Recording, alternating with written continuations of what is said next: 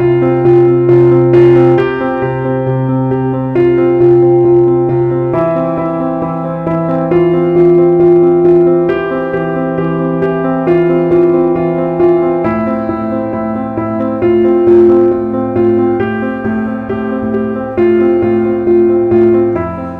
a todos, ¿cómo están? Los saluda el pastor Omar Beigolea de la Iglesia Verdad de Vida aquí en la ciudad de Ayacucho.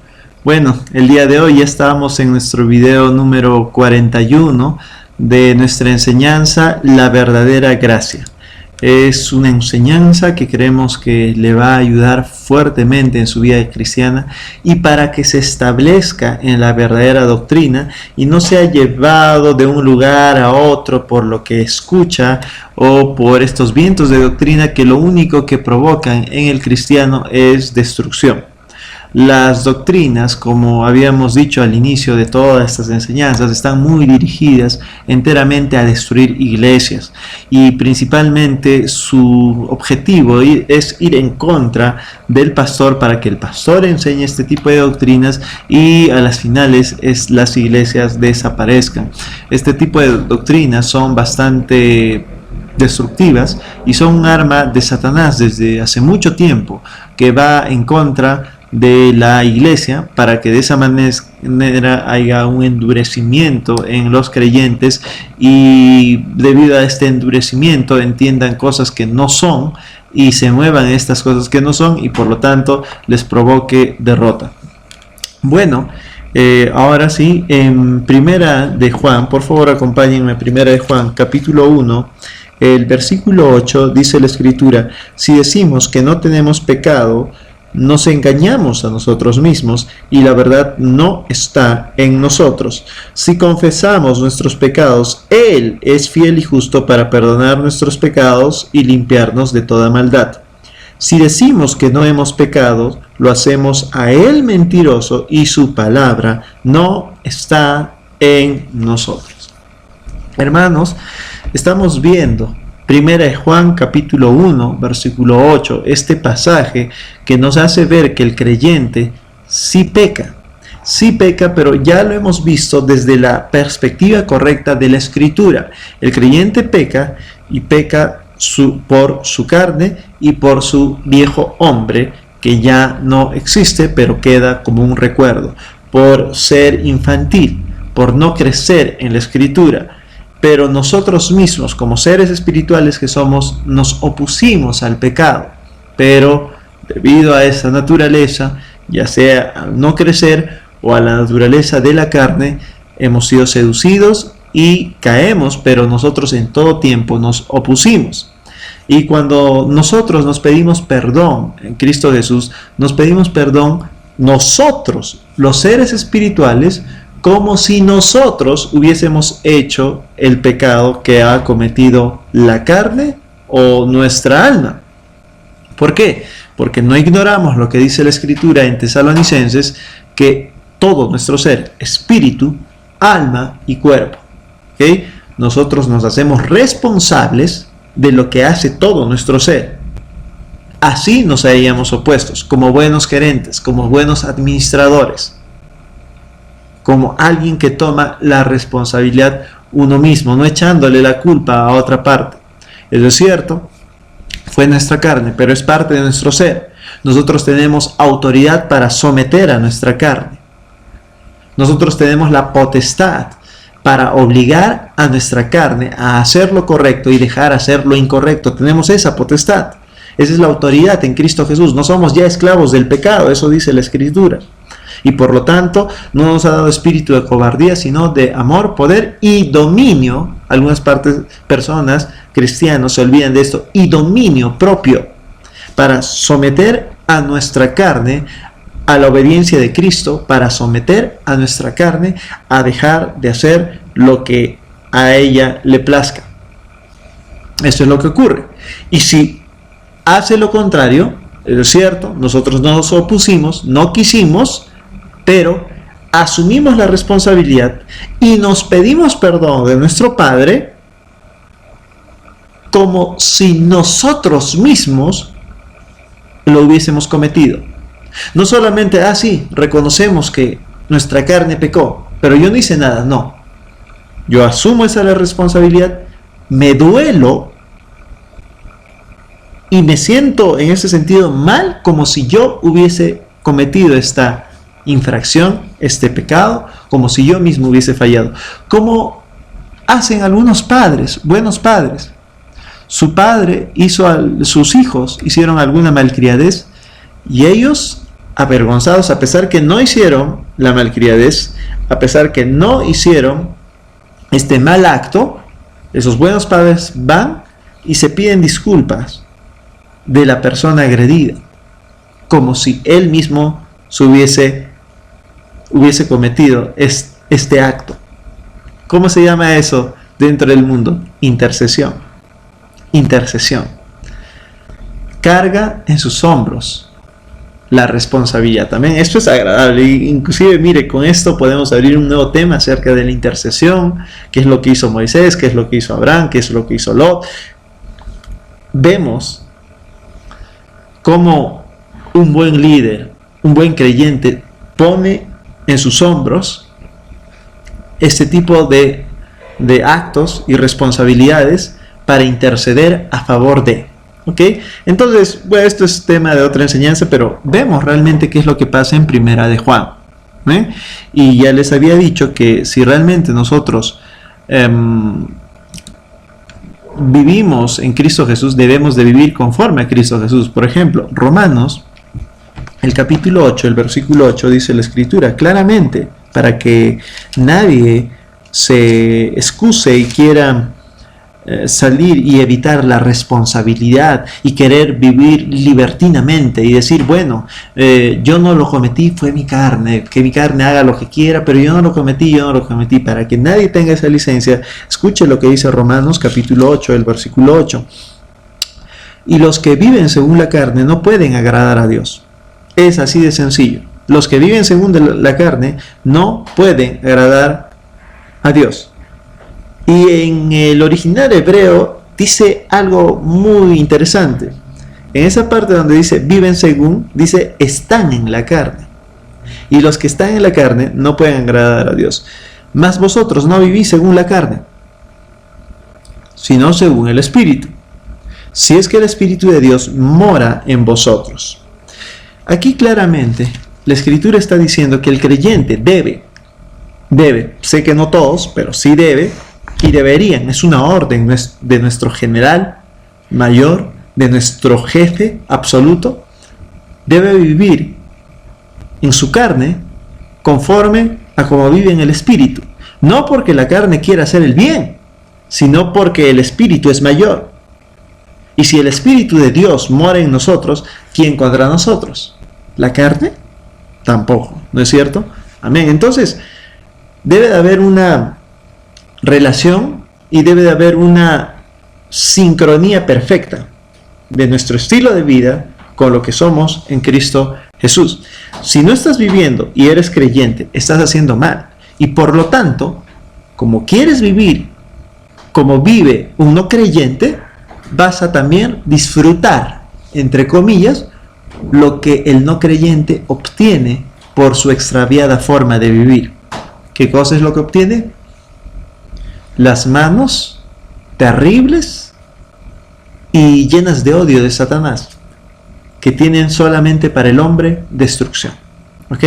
Eso es lo único que tiene para el hombre, destrucción, porque él odia a la humanidad y cuando llega a sus manos un creyente, hace un festín. ¿Ok? Hace un festín, pero no llega a su espíritu, sino a su carne, y su carne va a sufrir las consecuencias. Ya les he hablado de esto. Enfermedad, pobreza, sufrimiento, intranquilidad, estrés continuo. Todo le sale mal. No entiende por qué no le va bien.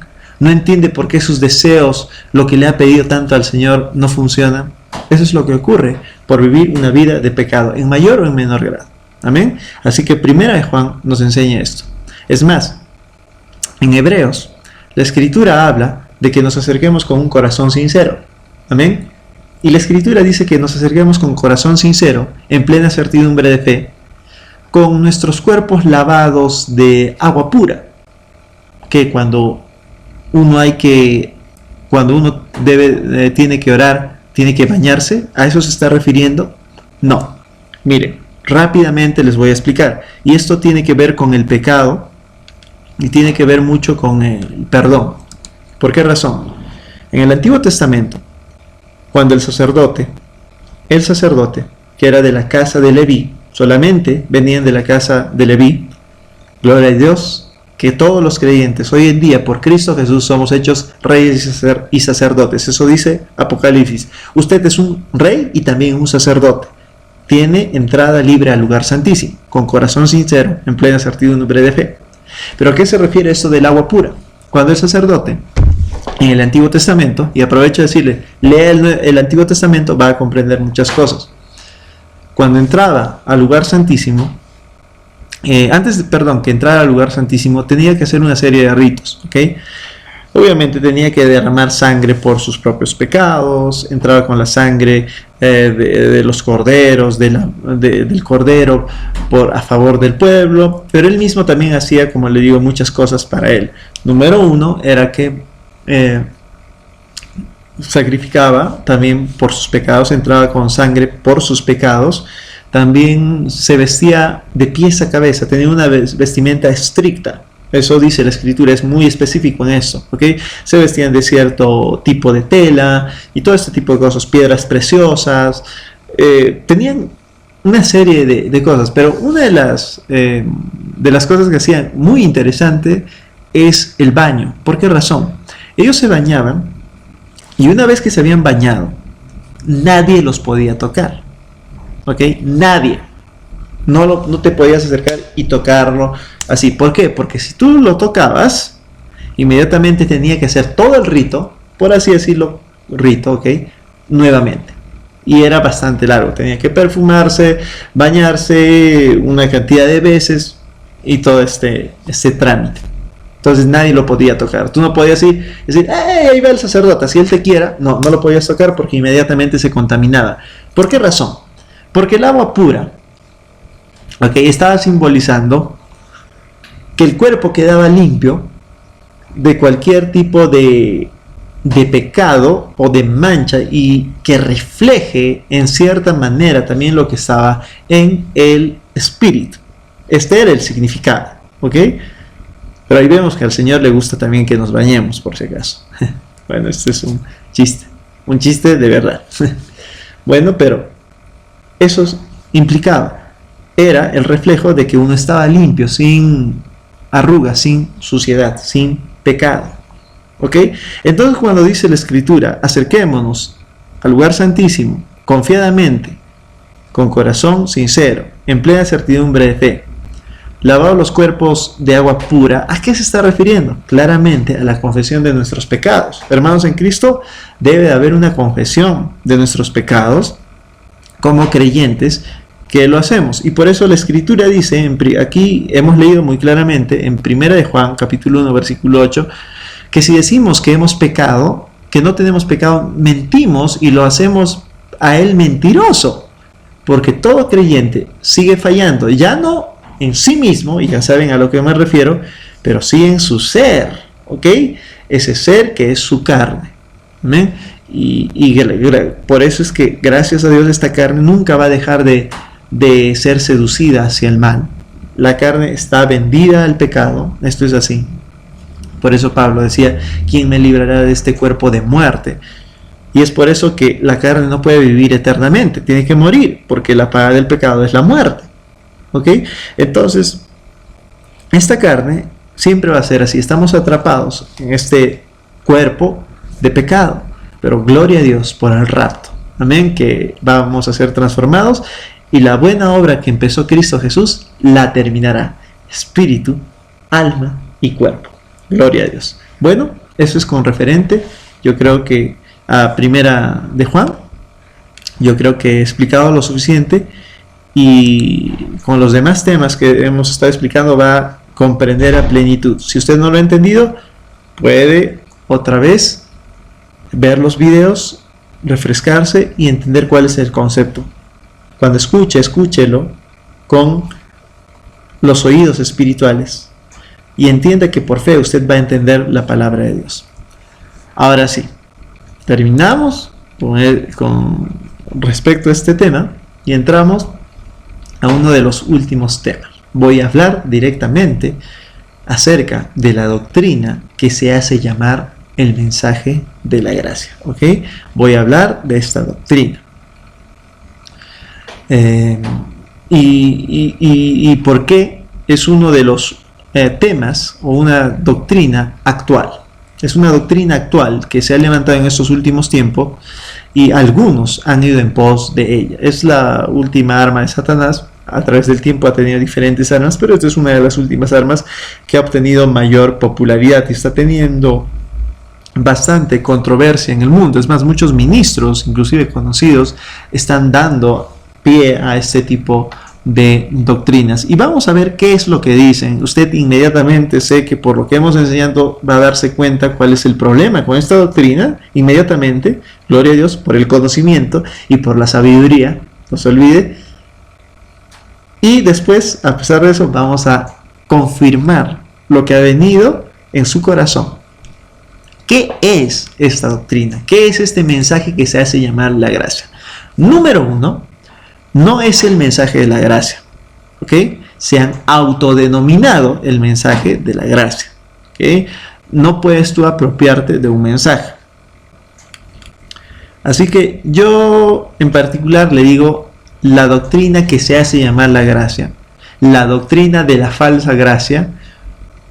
Mi pastor Martín, si no me equivoco, le dice los graciosos, la doctrina graciosa. No tiene nada que ver en absoluto con la gracia, pero sí les digo que es una doctrina muy, pero muy engañosa, como nunca antes yo lo había visto.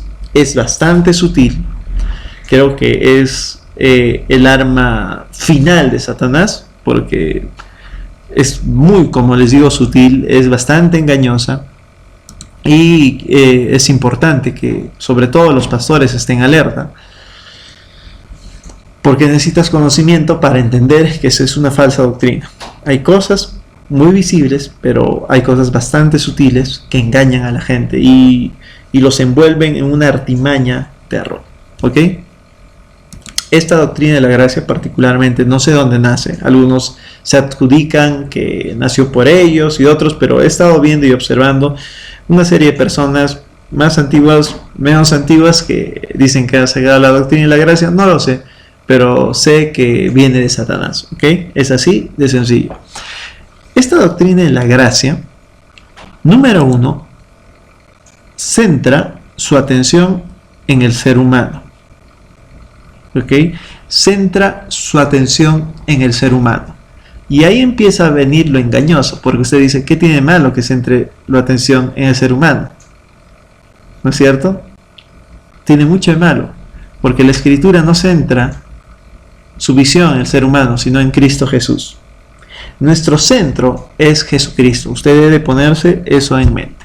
Esta doctrina está hecho mucho para agradar al hombre carnal, ¿okay? A su alma mal renovada, pero no al espiritual. Y vamos a ver por qué. ¿Por qué razón? Porque al creer esta doctrina de la gracia, ve a Dios como un Dios bueno, obviamente, pero pasa un punto en que más parece un Dios que fomenta a ciertas cosas incorrectas. Y vamos a comparar con ejemplos cuál es su punto de vista. ¿Por qué? Porque no me alcanza más tiempo. Vamos a continuar la próxima semana hablando de este tema. Amén. Bueno, me quiero despedir de todos ustedes recordándoles que Jesucristo es la palabra de Dios. Amén.